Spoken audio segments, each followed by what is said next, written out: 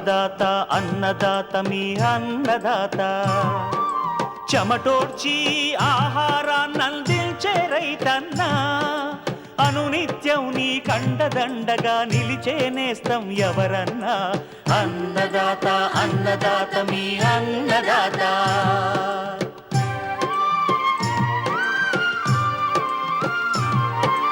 నూతన రీతుల సాగుబడికి నూరింతలు పెరిగే దిగుబడికి సూచనలిచ్చే సస్య రక్షణకు పశు పోషణకి శాస్త్ర విజ్ఞానం అందించి ముందుకు నడిపే తెలుగు రైతు భారతదేశానికి మకుటం అయ్యేలా తీర్చిదిద్దే ఆశయంతో మిమ్ము మేలు కొలిపేది అన్నదాత అన్నదాత అన్నదాత మీ అన్నదాత అన్నదాత అన్నదాత మీ అన్నదాత.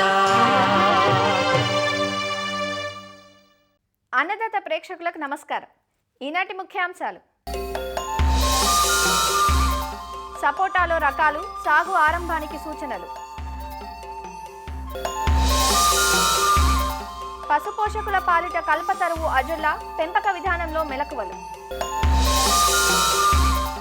పార్వతీపురం మన్యం జిల్లాలో వర్షాలకు దెబ్బతిన్న ఉద్యాన పంటలను కాపాడుకునేందుకు చేపట్టాల్సిన చర్యలు, ఇంకా జై కిసాన్ వ్యవసాయ సమాచారం.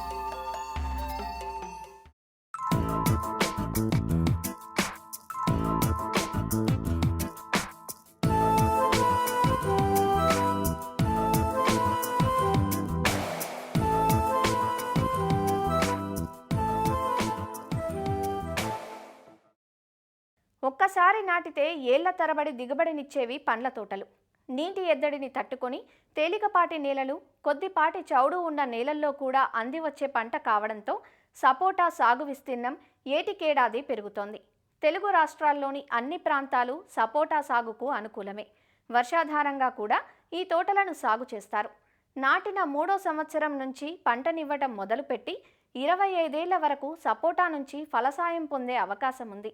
శాస్త్రీయ యాజమాన్య పద్ధతులతో ఎకరాకు 15 టన్నుల వరకు దిగుబడులు సాధిస్తున్నారు రైతులు.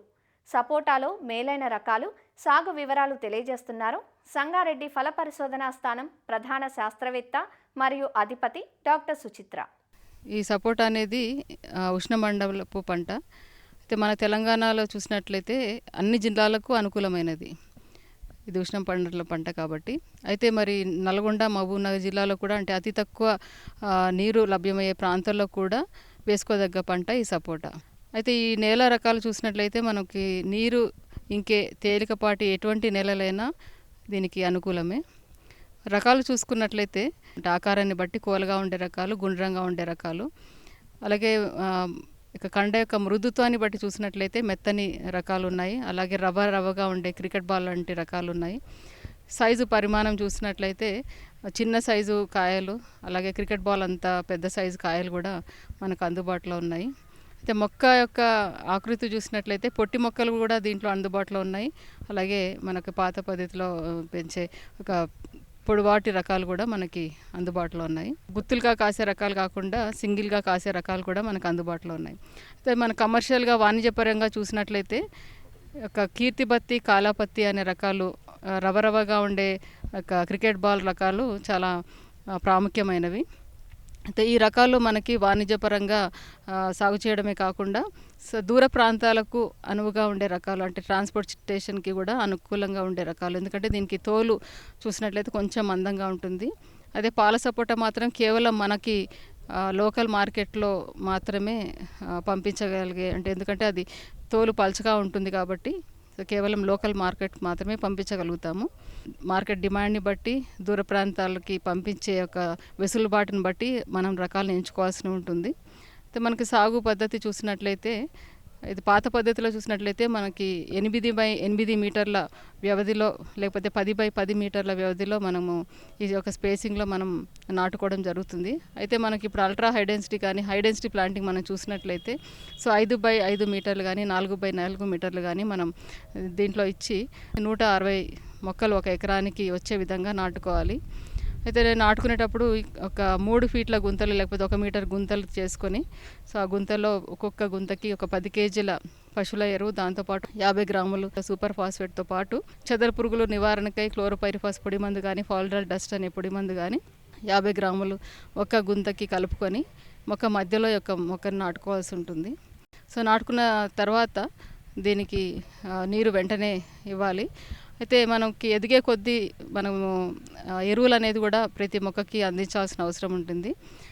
ఎరువులు ఎప్పుడైనా కూడా సేంద్రియ ఎరువు రూపంలో, అలాగే రసాయనిక ఎరువు రూపంలో తప్పకుండా ఇవ్వాలి. ప్రతి మొక్కకి మొదటి సంవత్సరం 10 కేజీల పశువుల ఎరువు ఇచ్చినట్లయితే, సో దాన్ని రెండింతలు చేస్తూ, అంటే రెట్టింపు చేస్తూ 20 కేజీలు రెండవ సంవత్సరం, 30 కేజీలు మూడో సంవత్సరం, అలా 5వ సంవత్సరంకి 50 కేజీలు ఇస్తూ, దాని తర్వాత ఎన్ని సంవత్సరాల మొక్కకైనా కూడా 50 కేజీల పశువుల ఎరువు అనేది ఇవ్వాలి. అయితే నత్రజని, ఫాస్ఫరస్, పొటాషియం చూసినట్లయితే యూరియా అనేది మనము ఒక మొక్కకి 110 గ్రాములు యూరియా, అలాగే సూపర్ వచ్చేసి 125 గ్రాముల సూపర్ అనేది ఇవ్వాలి. పొటాష్ వచ్చేసి 100 గ్రాముల పొటాష్ అనేది ఒక మొక్కకి ఒక సంవత్సరానికి ఇవ్వవలసిన మోతాదు. అయితే ఈ యొక్క మోతాదుని మనం రెట్టింపు చేసుకుంటూ 2వ సంవత్సరం, అలాగే 3వ సంవత్సరం, అలా 8 సంవత్సరాల వరకు రెట్టింపు చేసుకోవాలి. 8 సంవత్సరాల్లో మనకి యూరియా వచ్చేసి 880 గ్రాముల యూరియా, అలాగే 1 కేజీ సూపర్, ఒక 30 కేజీ పొటాష్ అనేది ఒక ప్రతి మొక్కకి అందించాల్సిన అవసరం ఉంటుంది 8వ సంవత్సరం నుంచి. అయితే ఈ యొక్క మొక్కకి అందించాల్సిన యొక్క మోతాదు ఏదైతే ఉందో అది సంవత్సరం పొడుగుతా మనం 2 నెలలకు ఒకసారి కానీ, నెలకు ఒకసారి కానీ తక్కువ మోతాదులో ఎక్కువసార్లు ఇచ్చుకున్నట్లయితే వినియోగం అనేది ఎక్కువగా మొక్కల్లో లభ్యమయ్యే అవకాశం ఉంటుంది. అంటే 3వ సంవత్సరం నుంచి మనకి కోత అనేది చేపట్టవచ్చు. అయితే 5వ సంవత్సరం నుంచి నిలకడగా మనకైతే కాపు వస్తుంది. సో ఒక 5 సంవత్సరాల తర్వాత 8 నుంచి 10 టన్నులు మనకి ఒక దిగుబడి అనేది వస్తుంది. సపోటాలో మనకి చీడపీడలు చూసుకున్నట్లయితే ముఖ్యంగా దీనికి ఎక్కువగా చీడపీడలు అనేది ఆశించవు.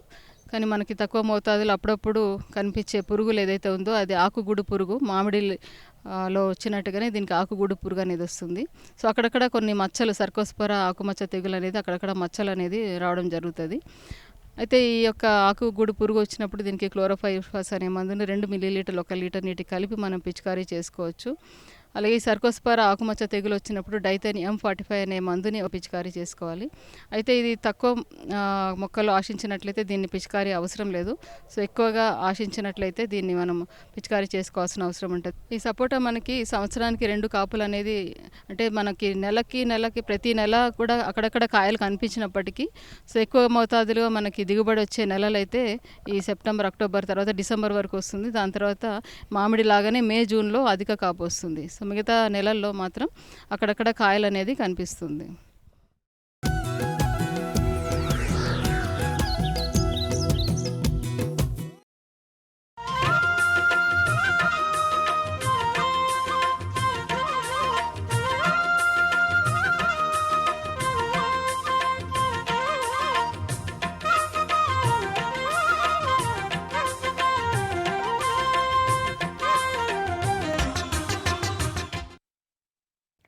గ్రామసీమల్లో రైతుకు రోజువారీ ఆదాయాన్నిచ్చేది పశుపోషణ. గతంలో రైతు తనకున్న భూమిలో కొంత భూమిని పశువుల మేతకు కేటాయించేవాడు. కానీ ఇప్పుడు ఆ పరిస్థితులు లేవు. వ్యవసాయం వ్యాపారంగా మారుతున్న ప్రస్తుత తరుణంలో పశువుల మేతకు కష్టకాలం వచ్చింది. ఏడాదంతా పచ్చిమేత అందించలేక అధికంగా దానాపై ఆధారపడాల్సి రావటంతో లాభదాయకంగా ఉన్న పాడి పరిశ్రమ కాస్త నష్టాల బాటలో పయనిస్తోంది. ఈ పరిస్థితుల్లో కారు చీకటిలో కాంతిపుంజంలా కొంతవరకు పోషణ అవసరాలను తీరుస్తోంది అజొల్లా. పశువుల మేత అవసరాలను ఇదెలా తీర్చగలదు అనేదేగా మీ సందేహం? అయితే ఈ కథనం మీకోసమే, చూడండి.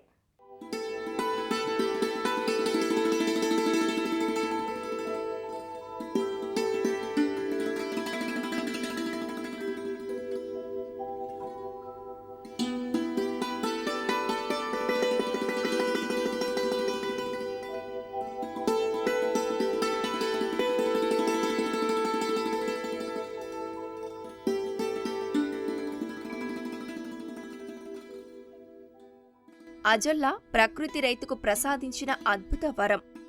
పశుపోషణలో రైతులెదుర్కొంటున్న మేత కొరతను కొంతవరకు తీర్చగలదు ఈ అజొల్లా. కేవలం పాడి పశువులకే కాదు, కోళ్లు, గొర్రెలు, మేకలు, పందులు, కౌజు పిట్టలు, చేపలు ఇలా అన్నింటి మేత అవసరాలను అజొల్లా తీర్చగలదు. అజొల్లాను మేతగానే కాదు, వ్యవసాయంలో జీవన ఎరువుగాను వాడుకోవచ్చు. ఇది నత్రజనిని స్థిరీకరిస్తుంది. వరి పొలాల్లో అజొల్లా పెంచటం వల్ల హెక్టారుకు 30 నుంచి 40 కిలోల నత్రజనిని సహజ సిద్ధంగా పైరుకు అందించిన వాళ్ళమవుతాం. అజొల్లాలో 25 నుంచి 35% ప్రోటీన్లు ఉంటాయి. పశువుకు ఇచ్చే దానాతో పోలిస్తే 2 కిలోల అజొల్లా 1 కిలో దానాతో సమానమని తేలింది. మరి కిలో దానాకయ్యే ఖర్చు దాదాపు 20 నుంచి 25 రూపాయలుగా ఉంటే అజొల్లాను 2 కిలోలు ఉత్పత్తి చేయాలంటే కేవలం 2 రూపాయలు మాత్రమే ఖర్చు అవుతుంది. పైగా అజొల్లాను పశువులకు మేపటం వల్ల 15 నుంచి 20% పాల దిగుబడి, పాలలో వెన్న శాతం కూడా పెరుగుతోందని రైతుల అనుభవాలు తెలియజేస్తున్నాయి. అజొల్లా ఫెర్న్ జాతికి చెందిన నాచు మొక్క. ఇది నీటిపై తేలియాడుతూ పెరుగుతుంది. ఒక్కో మొక్క 2 సెంటీమీటర్ల పొడవు, 2 సెంటీమీటర్ల వెడల్పు పెరుగుతుంది. సాధారణంగా అజొల్లాను చిన్న చిన్న తొట్లలో పెంచుతారు. అజొల్లా పెంచేందుకు నీరు నిల్వ ఉండని ఎత్తైన ప్రాంతాలను ఎన్నుకోవాలి. పెంపకానికి 10 సెంటీమీటర్ల లోతు, 2.5 మీటర్ల పొడవు, 1.5 మీటర్ల వెడల్పు ఉన్న తొట్లు అవసరం. ఇందుకోసం ఇటుకలతో శాశ్వత తొట్ల నిర్మాణాలు కానీ లేదా 150 GSM మందం గల పాలిథీన్ షీటును గాని ఉపయోగించుకోవచ్చు. ఇందులో 30 నుంచి 35 కిలోల సారవంతమైన మెత్తటి మట్టిని షీట్ మీద సమంగా పరవాలి. ఒక చదరపు మీటర్కు 10 నుంచి 15 కిలోల మట్టి ఉండేటట్లు చూసుకోవాలి. ఈ మట్టి అజొల్లా పెరుగుదలకు తోడ్పడుతుంది. 4 నుంచి 5 కిలోల ఆవు పేడను 15 నుంచి 20 లీటర్ల నీటిలో కలిపి ఆ మిశ్రమానికి 40 గ్రాముల సూపర్ ఫాస్ఫేట్ కలిపి తొట్టె మొత్తం నలువైపులా పోసుకోవాలి. అజొల్లా సక్రమంగా పెరగాలంటే సూక్ష్మ పోషకాలను అందించాల్సి ఉంటుంది. దీనికోసం 20 గ్రాముల మినరల్ మిక్చర్ను పేడతో కలిపి తొట్టెలో చల్లుకోవాలి. ఇవన్నీ వేసిన తర్వాత తొట్టెలో 7 నుంచి 10 సెంటీమీటర్ల వరకు నీటి మట్టం ఉండేటట్లు చూసుకోవాలి. ఇప్పుడు 1.5 కిలోల తాజా అజొల్లా మూల విత్తనాన్ని తీసుకొని తొట్టంతా సమంగా పడేటట్లు వెదజల్లాలి. దీనిపై మంచినీటిని కొద్ది కొద్దిగా చిలకరిస్తే తిరగబడిన మొక్కలు తిరిగి పైకి తేలుతాయి. అజొల్లా గుంతలు చెట్ల కింద ఉంటే రాలిన ఆకులు తొట్లలో పడి కుళ్ళిపోయే అవకాశం ఉంది. కాబట్టి తొట్లపై నైలాన్ వల కప్పుకుంటే మంచిది. ఇంటి పెరట్లో గాని, తోటల్లో గాని, డాబాలపై కాని ఎక్కడైనా దీన్ని సులభంగా పెంచుకోవచ్చు. కాకపోతే సూర్యరశ్మి నేరుగా బెడ్లపై పడకుండా పాక్షికంగా నీడ ఉండేటట్లు జాగ్రత్త వహించాలి. అజొల్లా వారం 10 రోజుల్లోనే తొట్టి మొత్తం వ్యాపిస్తుంది. 1 కిలో చల్లితే వారం రోజుల్లో 8 నుంచి 10 కిలోలు అజొల్లా ఉత్పత్తి అవుతుంది. 7వ రోజు నుంచి ప్రతిరోజు కిలో నుంచి కిలోన్నర అజొల్లాను సేకరించవచ్చు. సాధారణంగా ఒక పశువుకు రోజుకు 2.5 కిలోల వరకు అజొల్లాను అందించవచ్చు. 5 పశువులున్న రైతు ప్రతిరోజు 12.5 కిలోల అజొల్లా దిగుబడి వచ్చేలా చూసుకోవాలి. అంటే 42 చదరపు మీటర్ల విస్తీర్ణం గల తొట్లలో అజొల్లాను పెంచుకుంటే సరిపోతుంది. ప్రతి వారానికి ఒకసారి 5 లీటర్ల నీటిని 1 కిలో పేడ, 20 గ్రాముల సూపర్ ఫాస్ఫేట్, 20 గ్రాముల సూక్ష్మ పోషక మిశ్రమం కలిపి తొట్టెలో పోయాలి. ప్రతి 10 రోజులకు బెడ్లో పావు వంతు నీటిని తీసివేసి కొత్త నీటిని నింపాలి. తొట్టెలో 7 నుంచి 10 సెంటీమీటర్ల ఎత్తులో నీరు ఖచ్చితంగా ఉండేటట్లు చూసుకోవాలి. నీరు ఎక్కువైతే వేర్లు పైపైనే ఉండి మొక్క సరిగా పెరగదు. పోషకాల లభ్యత తక్కువగా ఉంటుంది. నీరు తక్కువైతే వేర్లు నేలను తాకి తెగుళ్ల బారిన పడే అవకాశం ఉంటుంది. 60 రోజులకొకసారి తొట్టెలో 5 కిలోల మట్టిని తొలగించి తిరిగి కొత్త మట్టితో నింపుకుంటే అజొల్లా ఆరోగ్యంగా పెరుగుతుంది. అజొల్లాను పశువులకు అందించేటప్పుడు కూడా రైతులు కొన్ని జాగ్రత్తలు తీసుకోవాల్సి ఉంటుంది. రంధ్రాలున్న ప్లాస్టిక్ బుట్టతో కానీ, వెదురు గంపలతో కానీ దీన్ని సేకరించాలి. అజొల్లాను పేడ వాసన పోయే వరకు శుభ్రంగా నీటిలో కడిగి దానాతో కలిపి మేతగా అందించవచ్చు. మొదట్లో కొద్ది కొద్దిగా పశువులకు అలవాటు చేసి అటుపై 1:1 నిష్పత్తిలో దానాతో కలిపి వాడుకుంటే రైతుకు ఖర్చు తగ్గటమే కాకుండా అధిక పాల దిగుబడి పొందే అవకాశం ఉంది. సాధారణంగా పశువుల్లో ప్రతి 5 లీటర్ల పాల ఉత్పత్తికి 2 కిలోల దానాను వాడుతుంటాం. అజొల్లాను 2 కిలోలు ఇచ్చినట్లయితే 1 కిలో దానా తగ్గుతుంది. అంటే నెలకు 600 నుంచి 800 రూపాయల దానా ఖర్చు తగ్గుతుంది. పైగా 20% పాల దిగుబడితో పాటు వెన్న 1% పెరిగినట్లు పరిశోధనలు నిరూపిస్తున్నాయి. ఇవన్నీ లెక్కేసుకుంటే ఒక్కో పశువు నుంచి నెలకు 1500 రూపాయల వరకు రైతుకు అదనంగా ఆదాయం లభిస్తుంది. అజొల్లా విత్తనాన్ని తోటి రైతుల నుంచి లేదా పరిశోధనా స్థానాలు, కృషి విజ్ఞాన కేంద్రాల వద్ద నుంచి రైతులు సేకరించవచ్చు. చూశారుగా అజొల్లా వల్ల ఎన్ని ఉపయోగాలో. పెంపకానికి మీరు సిద్ధమవుతున్నారా?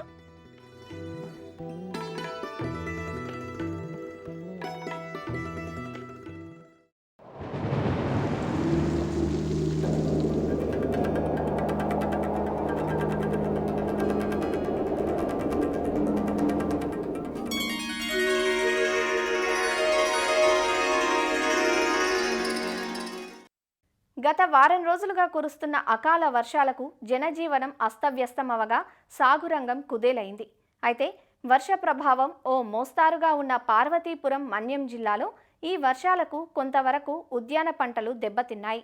అరటి, ఆయిల్ పామ్, మామిడి, కూరగాయ పంటల్లో నీరు నిలబడటంతో ఎదుగుదల నెమ్మదించి చీడపీడలు వ్యాప్తి చెందే అవకాశం ఉంది.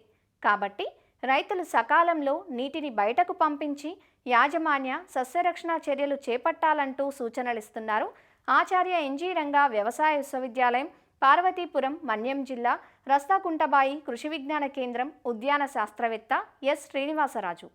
అయితే గత వారం రోజులుగా ఎడతెరపు లేకుండా పడుతున్న అధిక వర్షపాతం అనేది ఆంధ్రప్రదేశ్లో ముఖ్యంగా ఉత్తర కోస్తా జిల్లాల్లో అయిన పాత 3 జిల్లాలు, ప్రజెంట్ 6 జిల్లాల్లో కూడా ఈ వర్షపాతం వల్ల కొన్ని ఉద్యాన పంటలైన అరటి, ఆయిల్ పాము, అదేవిధంగా మామిడిలో కొంతవరకు నష్టం వాటిల్లింది. ముఖ్యంగా ఏంటంటే ఈ వర్షాలు ఎక్కువగా పడినప్పుడు ఈ మురుగునీరు అంతా కూడా చేలులో చేరిపోయి మట్టి అంతా కూడా క్రస్ట్ ఏర్పడడం వల్ల, అదేవిధంగా నీరు ఎక్కువసేపు ఉండడం వల్ల ఏమంటే ఈ యొక్క చెట్లకి మనకి ఈ ఆక్సిజన్ అందకుండా, ఎరువులు తీసుకోకుండా, అదేవిధంగా తెగుళ్ళు వ్యాప్తి ఎక్కువగా చెంది చాలా వరకు నష్టం వాటిల్లడం జరుగుతుంది. దీనికోసం ఎలాంటి సమయంలో మనం చేయాల్సింది ఏంటంటే ఈ ఉద్యాన పంటలైన అరటి కానీ, లేకపోతే మామిడి కానీ, లేకపోతే పప్పాయి, ఏవైతే మనకి కూరగాయల్లో అయితే ఏవైతే మనకి కాయలు, పండ్లు ఉంటాయో చెట్లకు ముందు దాన్ని తీసివేసుకొని ముందుగా పడిన వర్షపాతం అంతా కూడా బయటికి పంపించడం చేయాలి. తర్వాత ఏంటంటే ఇది ఎక్కువ కాలం ఉండడం అంటే మనకు ఆక్సిజన్ అందకుండా చెట్టుకి చాలా ఇబ్బంది ఏర్పడుతుంది. కాబట్టి ముందు ఈ కార్యక్రమం చేపట్టాలి. పైపాటుగా ఒకసారి గొప్పు తవ్వుకున్నట్లయితే మనకి ఎరేషన్ అనేది మళ్ళీ ఏర్పాటు చేయడం జరిగి మనకి ఆ చెట్లు కానీ, లేకపోతే ఈ కూరగాయ పంటలు కూడా మళ్ళీ దాని యొక్క యథాస్థితి తేవడం జరుగుతుంది. ఈ వర్షపాతం వల్ల చాలా వరకు ఈ న్యూట్రియంట్స్ అన్నీ కూడా లాస్ అవ్వడం జరుగుతుంది.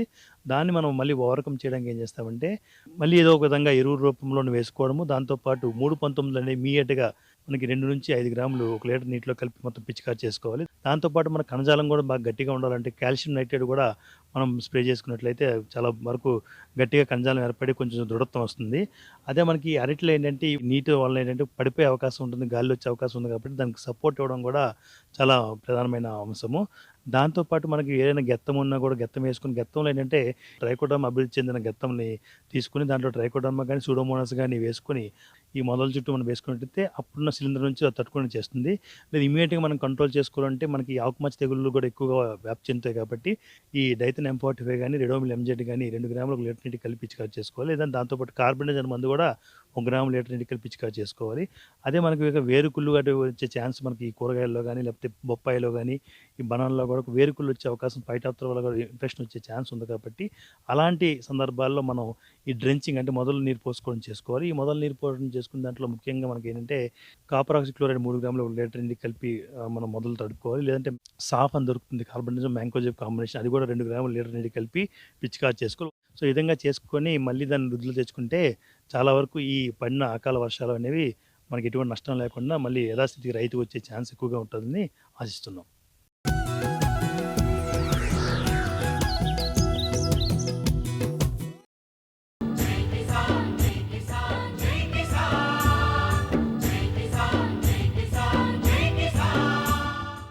వ్యవసాయ సమాచారం ఇప్పుడు జై కిసాన్లో చూద్దాం.